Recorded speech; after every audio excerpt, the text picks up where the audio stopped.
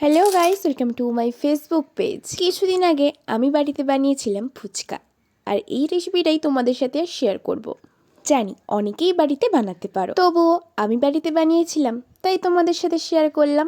আমাদের এখানে 10 টাকায় 6টা ফুচকা দেয়। কমেন্টে জানিও তোমাদের ওখানে 10 টাকায় কটা ফুচকা দেয়।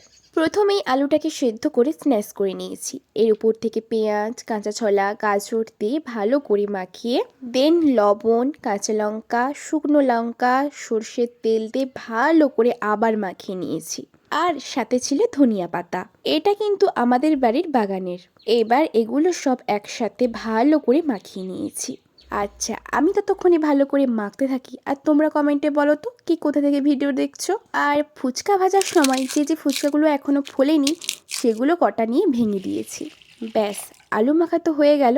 এবার চলো টক জল রেডি করি। পরিমাণ মতো জল নিয়ে সামান্য নুন, লঙ্কা, তেঁতুল দিয়ে ভালো করে মাখিয়ে এর উপর থেকে কটাগুলো ধনে পাতা আর লেবুর রস। ব্যাস, তৈরি আমাদের টক জল। ব্যাস, আমাদের ফুচকা কিন্তু একদম রেডি। আর দারুণ টেস্টি হয়েছিল। তোমরাও কিন্তু বাড়িতে এরকম ফুচকা বানাতে পারো। যারা ইউটিউব থেকে ভিডিওটি দেখছো তারা কিন্তু প্লিজ চ্যানেলটিকে সাবস্ক্রাইব করে দিও, আর যারা ফেসবুক পেজ থেকে দেখছো তারা কিন্তু প্লিজ ফলো করে দিও।